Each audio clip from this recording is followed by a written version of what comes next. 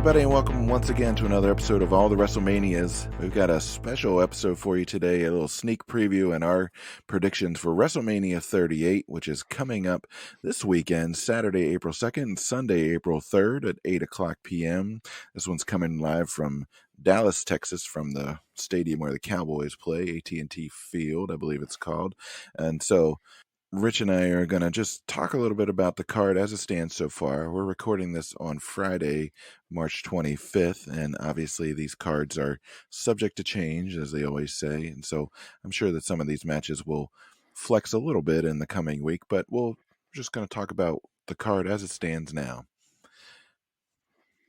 Yeah, and this is always fun because I don't watch any WWE programming. And I haven't watched a Monday Night Raw now in over 3 years. I haven't watched a Smackdown in, I bet, 10 years. Wow. Yeah, and what's fun about that is that last year for WrestleMania 37, when we did this for the blog, I only got one match wrong. Yeah, that was impressive. Because the WWE never changes. Well, and your knowledge of wrestling is encyclopedic, so I feel like you're in a good position to judge these things. I appreciate the compliment, but I wish I had an encyclopedic memory of wrestling. It's really just brain scars of my childhood. Well, yeah. Well, some of those things stick, So, all right, are we ready to get into this? So we are working from the WWE.com website, and this is what they are advertising, again, as of March 25th, 3:36 p.m. So anything that's wrong or different, you can blame the WWE and not us. So the very first match listed here for this is the Saturday portion is the Smackdown Women's Championship, and that is Charlotte Flair, who's the champion, versus Ronda Rousey. Ronda made her comeback at a pay-per-view not that long ago. I don't know, got a nice little pop from the crowd for her return. Any thoughts on this one, Rich? How many times now has Charlotte Flair been champion? Right? So I mean, I feel like she's going to lose it again so that she can win it again to start catching up to her Pop's number. Yeah, well, you Google that. I guess for me, the outcome here sort of depends on how long they're going to keep Ronda Rousey around this time. Is this sort of a very limited engagement, or is she kind of back to stay? Previously she didn't really like being a heel. She didn't like being booed. That was a big part of why she left. That's what sort of the buzz was anyway.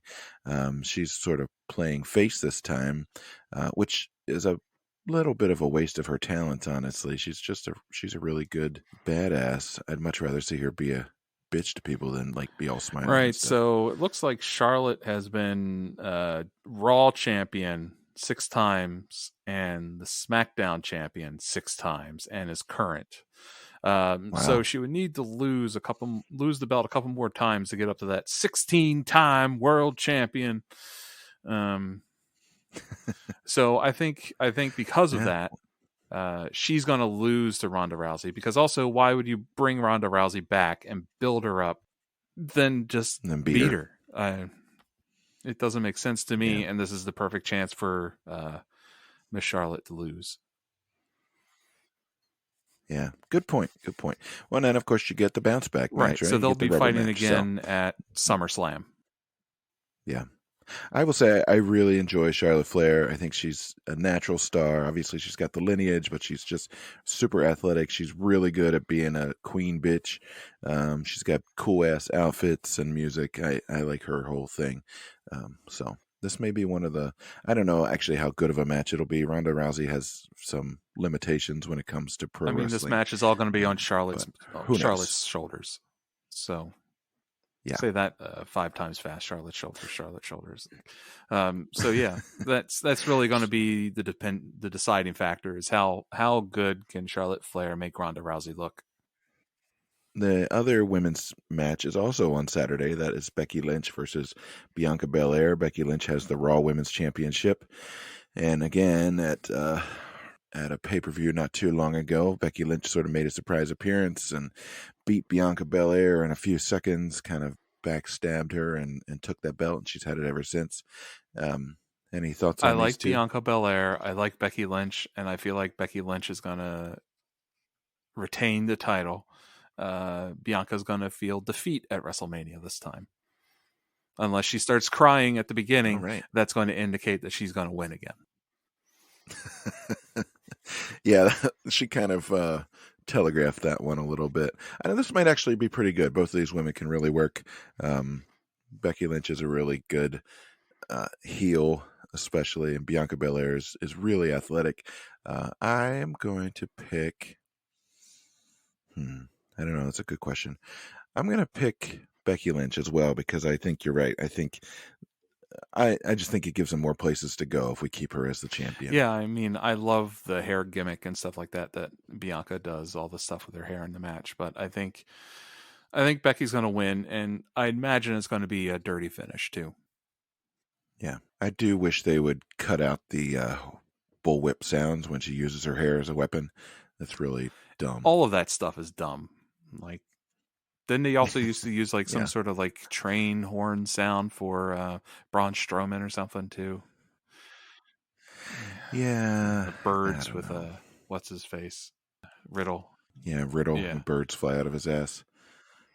So the next thing listed here is not a match. It's the KO show, which is Stone Cold Steve Austin to confront Kevin Owens. So I don't know if you've been keeping up on any of this, but Kevin Owens has been insulting the great state of Texas, and he started by insulting Dallas. Like he had a real problem with Dallas. Apparently, it's the most transparent like attempt to just sort of build cheap heat that I've ever seen.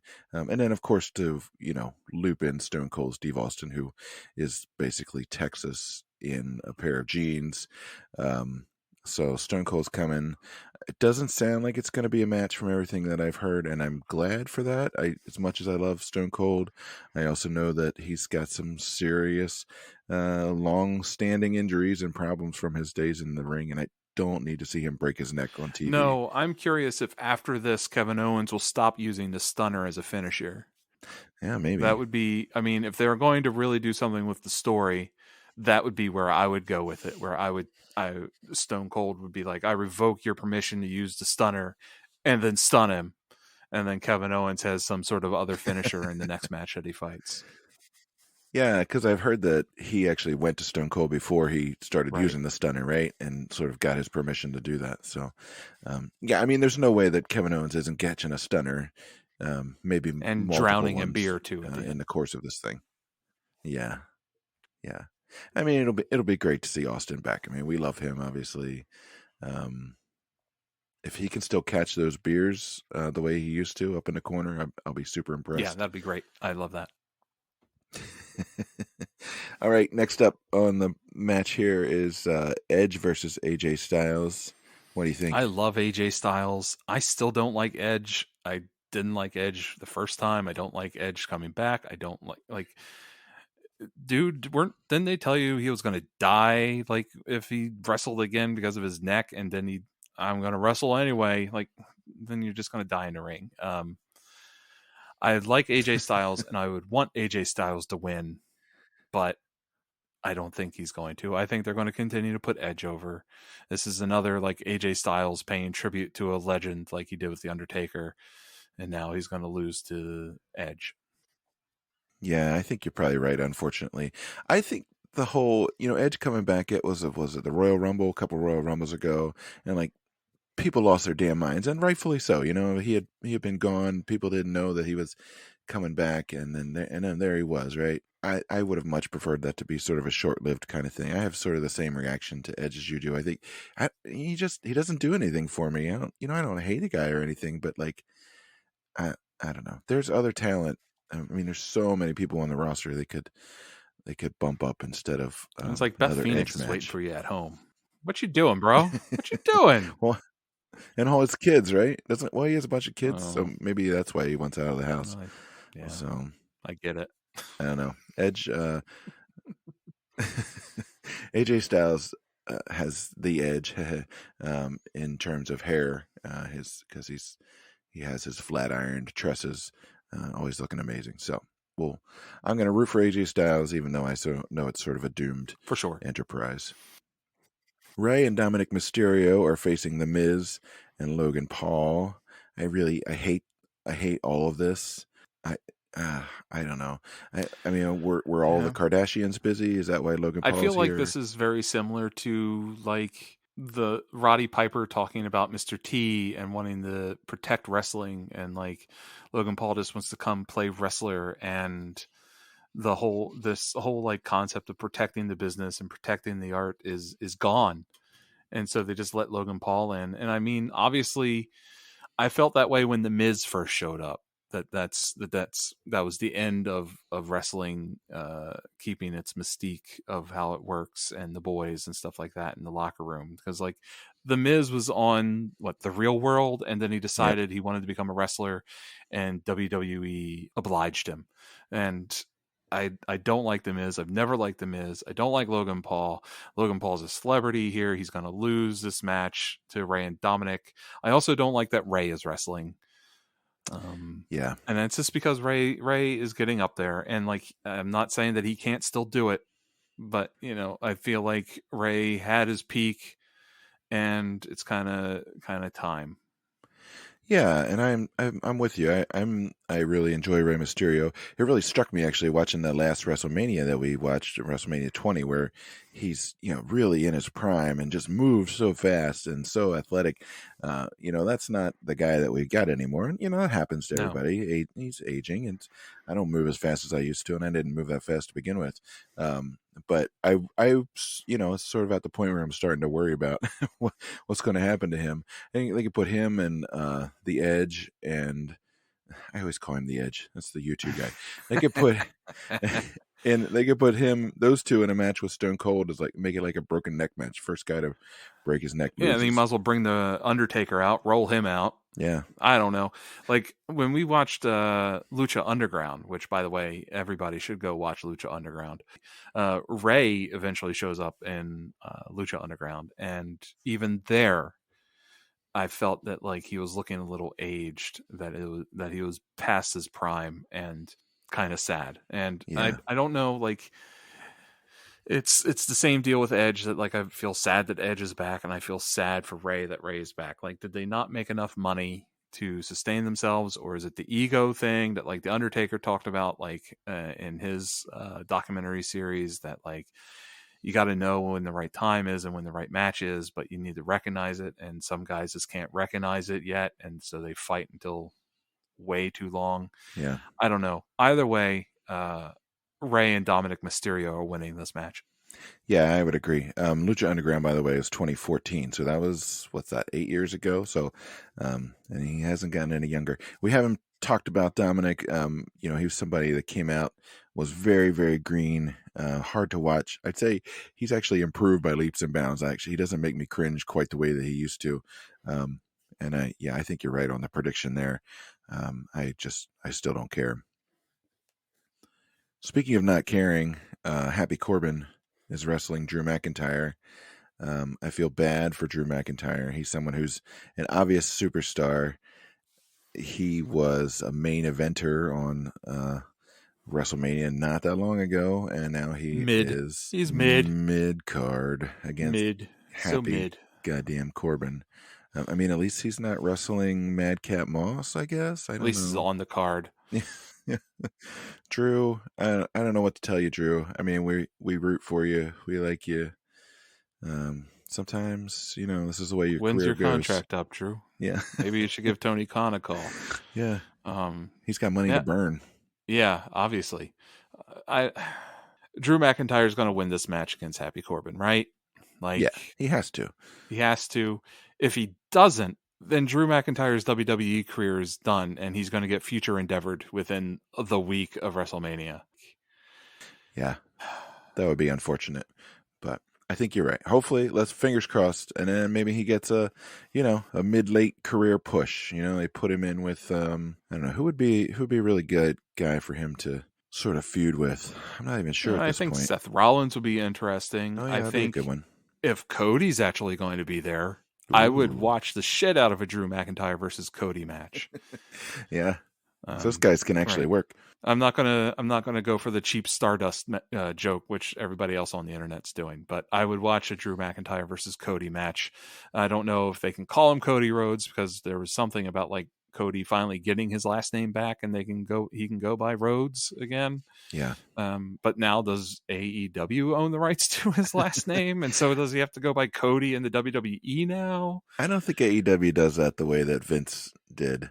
So. Is this a whole is this whole thing a work? But yeah, Drew McIntyre's going to win this, and then and if he doesn't, he's leaving the company within a month. Yeah, bold predictions over here on all the WrestleManias. So I mean, I guess this is a good time as any to talk Cody Rhodes. It's been the buzz of the intranets for I don't know, going on a month now, I think. He left his contract. He was in negotiations with WWE. As soon as he left AEW, WWE is sort of like, well, you don't have any leverage anymore. We're going to reduce your offer substantially. This is as what has been reported anyway. And Cody is kind of Cody screwed Cody, right? And so, everybody's talking about whether he's going to show up on this or that Raw.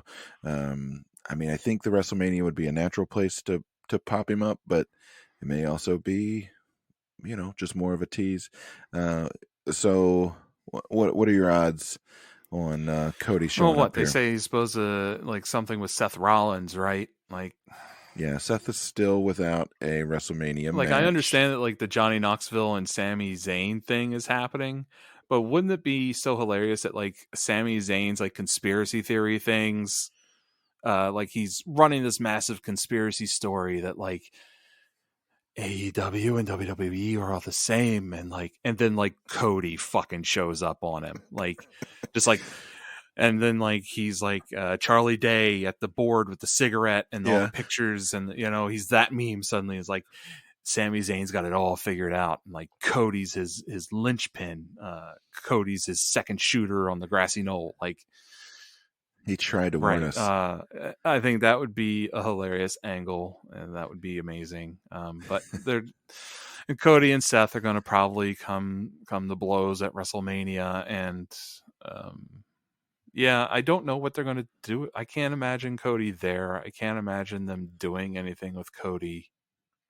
Yeah, all this attention, and it's sort of, I don't know, maybe overselling just how much of an impact he could actually have. Because, like, he's not going to move the needle, right? So if people really, I mean, he's got obviously the name and he's got some cred. I think he's actually a pretty talented wrestler. He's sort of insufferable as a personality, honestly. Like when you watch him on some of these shows, you're like, oh, this guy's kind of an idiot. And like, but yeah, his wife needs to stay home. Nobody wants to see Brandy anymore, but of course, being a WWE, she won't. So I don't know. I don't know. Did they have spousal hires like they do in academia? I kind of feel like it. But like I sit here and I think, like, can they sell out Madison Square Garden with Cody versus Brock Lesnar? Can they sell out Madison Square Garden with Cody versus Roman Reigns? No. It doesn't. None of that clicks for me. And then it's like, so what? Does he go after the Intercontinental stuff? Like the Intercontinental title? So Cody versus Ricochet? That sounds interesting to me, kinda. But that doesn't put butts in seats. I just don't see where Cody fits in the puzzle there, especially now that like Cody was in AEW for 3 years, and immediately he took himself out of the main event spot, where he lost to Jericho, and he said the stipulation that he would never challenge for the championship again. And so then he can't be in any of the main events in AEW. That was a really dumb move. I think we both thought that when that happened. It's sort of like, well, you just sort of hamstrung yourself. Like, I don't know. I still don't really understand that at all. The other thing I was thinking about, we're talking about butts and seats, like the people who really love AEW also really hate WWE for the most part. Part of their identity for loving AEW is that it's not the WWE. So they're not just going to like follow Cody over from AEW to WWE. There are some people who watch wrestling regardless. That's me. I'll watch pretty much any wrestling that you put on television. I would too. But that also doesn't change anybody's ratings or ticket sales or whatever. I don't know. Maybe none of this matters. I mean, I'm like, I just don't see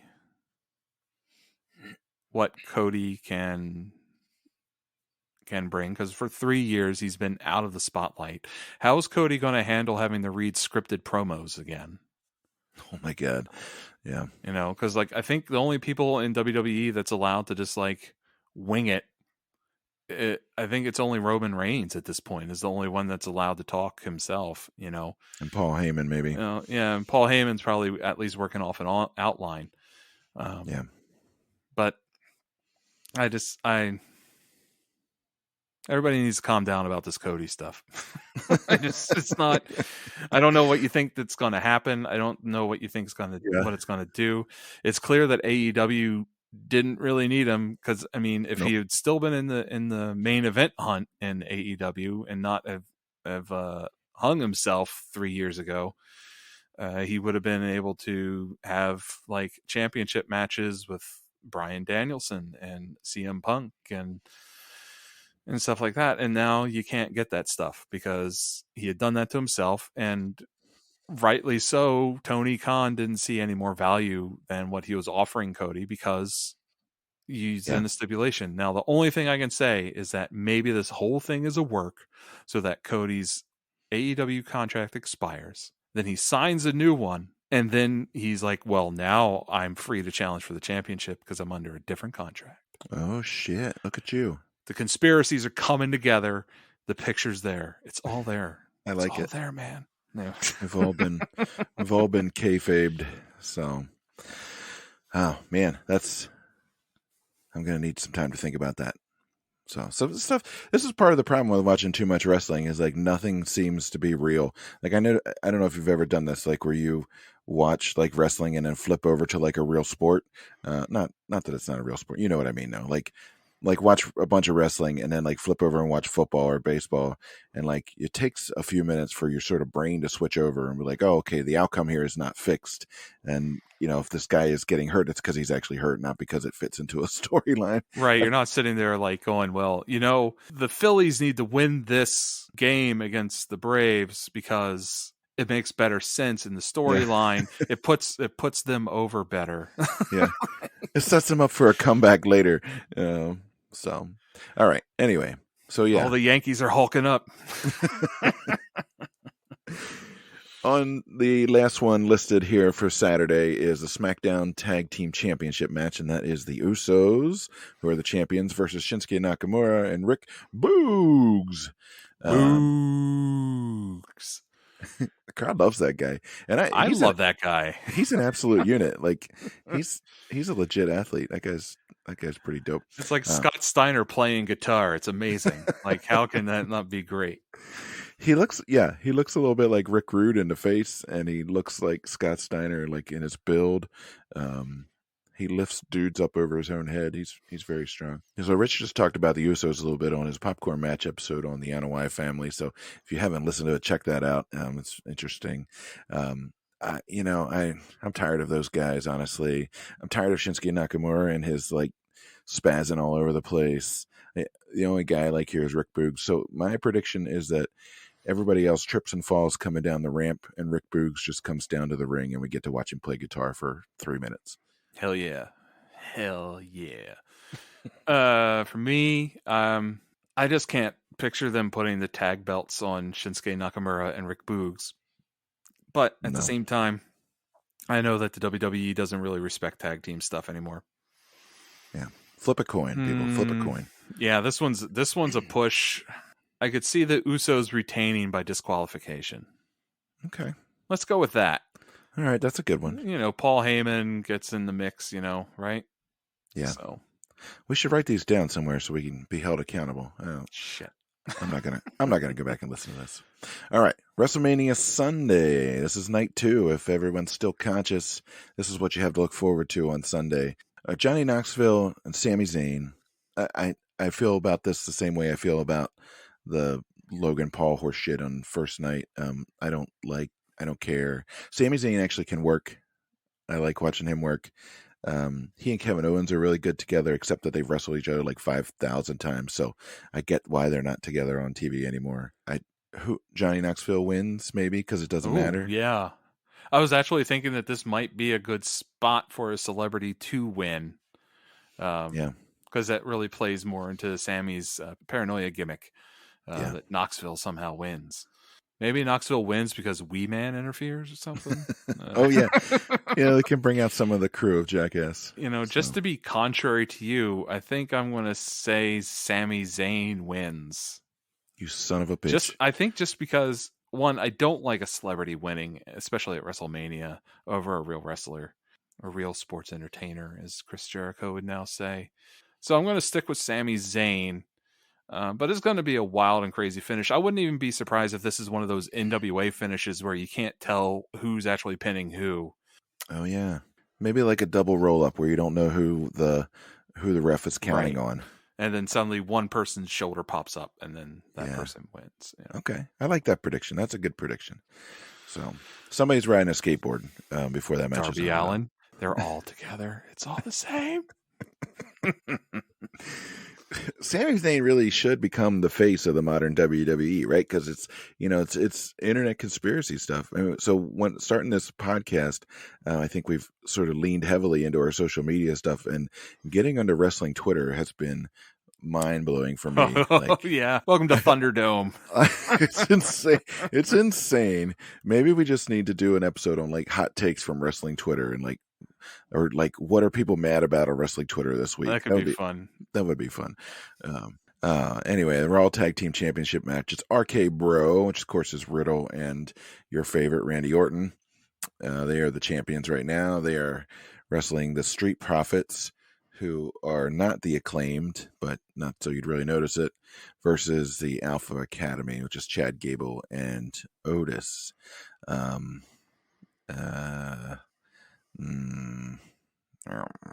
don't know. Does anybody care? Street Profits win this one, and RK Bro breaks up. Oh, yeah. I know that lots of folks aren't into Riddle, and I get it. RK Bro cracks me up. I like it. It makes me laugh. Because it gives Randy Orton personality. Yeah. Well, he doesn't have to do anything. He just has to be the straight at least man. He's not setting people on fire in the goddamn ring. Hashtag no, I'm never forgetting that. That's stupid. Street Profits win, and it's revealed they are actually the Acclaimed. Alpha Cat, just to mention about Alpha Cat, this is Otis looks exactly like my cousin Tom. And every time I see him on TV, I'm like, oh, it's my cousin Tom. But it's not. It's Otis. So I want him good things for him just because I want good things for my cousin Tom. But all right. Well, women's tag team championship match. What the hell is going on? This is Queen Zelina and Carmella, who are the champions. Well, I don't know why. Versus Sasha Banks and Naomi. And I didn't think Sasha Banks got along with anybody, so I'm surprised she has a tag team partner. Versus Rhea Ripley and Liv Morgan, and versus Natalya and Shayna Baszler. Rhea Ripley and Liv Morgan win this one because they've been kind of pushing Liv Morgan, and she's actually I like her. She's really good. And Rhea Ripley is also so. Excellent. As for my thoughts on this match, that's the kissing sound of thought. My heart is pulling me to Rhea Ripley and Liv Morgan winning this. Just because Rhea Ripley should be in the mix for the women's championship, but she's not. Especially since she just recently held it. I feel like they're kind of like Drew McIntyring her, possibly. If she doesn't come out of this match with a belt on her and is now dominating the tag circuit like something to do, then I feel like that she could be in trouble with the company. It's interesting that Sasha Banks is also involved in a tag match. I feel like that they're just doing this 4-way women's tag match to just get all their women on the show. So that's where I'm going to go. Oh, Sorry. No, it's okay. I think that's where I'm going to go. I don't think so. That's where Rich is going to go. If I could stop interrupting him, I don't think of Sasha Banks as a tag performer. So I don't know. I don't have very much invested in this one. I'm with you. I think, Rhea Ripley is another one of these folks that they've brought up from NXT and then just kind of given them a bunch of crap to do that hasn't really been all that helpful for her. And she's an amazing talent. Actually, I like her a lot. Alrighty. Pat McAfee, the commentator, former, place kicker? Was he a place kicker or was he a puncher? He was a place kicker for West Virginia and was drafted by the Colts. Huh, look at that. So they always refer to him as like an athlete, or I'm like, come on, like, anyway, is wrestling Austin Theory, and Austin is representing Vince McMahon. And again, there was some buzz that like, oh, Vince McMahon's going to have an angle at WrestleMania, which of course then everybody translated into 70 whatever year old Vince McMahon is going to be in the ring, which obviously is a terrible idea. I like Austin Theory a lot, actually. He's also an amazing talent. He's sort of a total package kind of guy, actually. I don't know that wrestling the commentator / place kicker does anything for him. I mean, it gets him on the WrestleMania the first year that he's on the main roster, right? Yeah, so sure. that's a pretty big deal for someone moving up from NXT to the main roster and getting on WrestleMania with a known match, a gimmick match no less, right away. That's pretty good, and it's better than what like Johnny Gargano or Adam Cole or any these other names that we all know and love from NXT. Karrion Kross. That guy got fucked over big time. Yeah. Obviously, Austin Theory has to win this match. I can't imagine them burying him, even though he's probably working heel in this, isn't he? Yeah, for sure. Yeah. Well, because he's aligned with Vince, right? And Vince is still sort of the bad guy, even though he's not Mr. McMahon anymore. Oh, that changes some things. Yeah, and since what's his name, Pat McAfee has wrestled before. Blah blah blah blah blah. I know you don't watch, Smackdown, but there was maybe a week or two ago, there was a little scrum with those two ringside where Pat McAfee like climbed on a table and like dove on top of Austin Theory. He was actually throwing some halfway convincing punches, and what he lacked in technique, he made up for enthusiasm. So I kind of got a kick out of it. Actually, I was a bit surprised. Does Austin Theory put Pat McAfee over on his first WrestleMania debut? Boy. The logic pulls me in both ways. Like, Pat McAfee isn't a constant in-ring talent like Austin Theory is, but then Austin Theory is working heel, and this is his first WrestleMania, and so the logic pulls me the other way. This is only a 40-minute show, Rich. I'm going to go with Pat McAfee winning this one. Oh, wow. Okay. Bold predictions. I like it. I don't know did I make a prediction on that one? No, you have not. I'll just take Austin Theory just for the hell of it. So, all right. And the last match that we have listed here, again, this is as of Friday, March 25th, is the WWE Champion versus the Universal Champion winner take all championship unification match. That is Brock Lesnar with the WWE Champion belt and Roman Reigns with the Universal Champion belt. Obviously, this is a big deal. Everybody's been clamoring for this one. They've been building up to it for seemingly forever. I feel like, I don't know. I feel like the last 5 years. I know it hasn't been that long, but it's 20 years. Thank God. You unify the titles. Jesus Christ. Yeah, I mean, we have to sort of imagine that's what they do, Well, I mean, right? that's what they're billing it as, is the winner-take-all championship unification match. So, but then what do you do with a TV show without a championship belt? Do you have your champion bounce back and forth between the two shows? I think it stopped the damn brand split, right? Because I mean, they don't have that much talent anymore. They're not super flush. Yeah. Well, and they've been shedding talent left and right, and maybe they're trying to get down to a roster where you just put on one big show a week. Maybe they'll add a 4th hour to Raw. Oh God. Raw is now like the same length as WrestleMania every year. Every week, yeah. Can you imagine? Oh my God. They just start calling it WrestleMania Weekly, like this.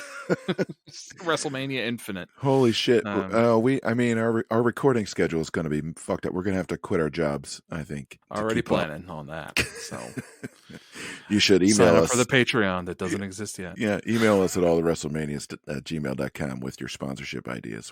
We're open. Yes. We'll talk about. Brought to you by anything. Wendy's. Wendy's. It's delicious. So who's going to come out on top? Roman Reigns has had this thing for forever at this point. Brock Lesnar is obviously blazing a trail as an unstoppable monster, but they met at Madison Square Garden a week or two ago, and Roman Reigns came out on top of that with some dirty tricks. Roman Reigns will have the Usos probably, and Paul. Well, actually, whose corner is Paul Heyman going to be in for this one? I guess he's probably. Well, he turned his back on Lesnar, right? Yeah, you're right. Well, I have a hard time keeping track. It's like 1 week he's in, 1 week he's out. So, you think Brock takes it? So, I mean, you're unifying the title again after 20 years of a split. You have Roman Reigns, who's been the more dedicated performer to you, but Brock Lesnar has always been their little darling. And when you're unifying the belt, right, you started off with the face. And so that would be kind of Brock Lesnar in this match. Yeah. But also sometimes in the business, you want to reward the guy that's been loyal and comes from the family heritage of wrestling. And this one, I've been through this entire time recording. I've been mulling this one over in my head as well. And those are the points that I've been bouncing back and forth on. What are your thoughts on it? Yeah, I'm with you. I mean, this is one of those, a lot of times these matches, which way it's going to go, right? And sometimes they throw in a little dirty trick or whatever to kind of just throw you off a little bit. But this is one of those that I can legitimately see going either way. I have to imagine that Brock Lesnar's run with WWE is not going to be a long-term thing. Sort of like I mentioned with Ronda Rousey at the top of the show. At some point he's going to get bored with this and go back to whatever it is that he wants to do, and from the way he's dressed it looks like he's into splitting logs in the forest now. I'm not sure exactly, and so Roman Reigns is the guy that's going to be around for a little bit longer. He's sort of he's their top draw. He's at the top of his game, sort of in the ring and on the mic. So I don't know. It's a tough one. I mean, I could see them giving it to Brock, like you said, because he is sort of the babyface role, and then letting him have it for a little while before he loses it to either back to Roman Reigns, and then he goes off, Brock goes off to do something else, or to whoever else is up and coming, Cody Rhodes, obviously. No, just kidding. It's suddenly a triple threat match. You heard it here first, folks. Yeah. Well, yeah, maybe Cody pops up on Raw next week or on Smackdown and he gets thrown in. I'd be really pissed if that happens. Oh my God, that'd be horrible. That'd be some hot garbage. Yeah, so the thing that's now kicking in my head is what happens with Paul Heyman's storyline dependent upon who wins. So if Roman Reigns wins, where does Paul Heyman's story go? Right? Paul Heyman abandoned Brock Lesnar to back the younger horse Roman Reigns and the head of the table stuff and the family legacy and stuff. But if Roman Reigns then wins, he's like, well, I chose the right one. End of story for him. So if they're ending his story, Roman Reigns wins. But if Brock wins, Heyman's like, I chose the wrong horse. What happened? And I feel like that leads to more story options. Yeah. That's assuming that Paul Heyman is going to stay in the mix. He's he's getting up there. He's kind of hinted at looking for more of an off-screen role, but again, who knows if that's a work or what. But I mean, that could also be his way out. Is this that Brock wins, Roman loses, Heyman gets the feeling that his time is up of mentorship. Roman gets pissed at him. Maybe even Heyman inadvertently helps Brock win. Oh shit! And Roman turns on Heyman, and now Heyman has no horse in the race and can easily fade away if he wanted to. So I think I'm going to go with Brock Lesnar winning it. Okay, so that's 2 votes for Brock. That's I think that makes as much sense as anything else that could possibly happen there. So And we know that making sense isn't necessarily a part of what the criteria are.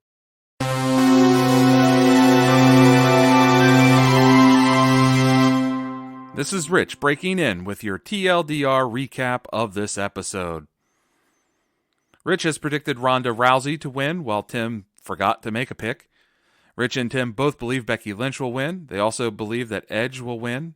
They also have picked Rey and Dominic Mysterio to win in their match. They also both believe that Drew McIntyre will defeat Happy Corbin. Rich has chosen the Usos to win by disqualification, while Tim believes 3 of the 4 participants will fall on the way to the ring, leaving us with just Boogs to play us a guitar. For Sunday night, Rich has chosen Sami Zayn to defeat Johnny Knoxville, while Tim has picked Knoxville in the upset. Rich and Tim both believe that the Street Profits will win. They believe Rhea Ripley and Liv Morgan will win. Rich has picked Pat McAfee to win, and Tim has chosen Austin Theory to win. But both Rich and Tim believe that Brock Lesnar will leave Sunday night as the Universal Champion of Raw, SmackDown, Sunday Night Heat, Saturday Night Main Event, Superstars, all the championships. He'll have them all. And now back to Tim.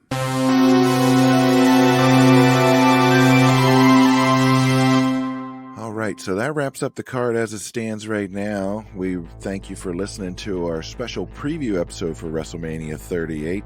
As always, you can find us on the internets at www.allthewrestlemanias.com. You can follow us on Twitter at WrestleManiaPod. You can send us your comments at Twitter or to our email address at allthewrestlemanias@gmail.com. You can also find us on Facebook and Instagram at allthewrestlemanias. So we look forward to hearing your questions, your comments, your feedback on our predictions. We look forward to being spectacularly wrong on quite a few of these, and of course to watching WrestleMania 38 coming up this weekend. Yeah, we going to watch it in your driveway?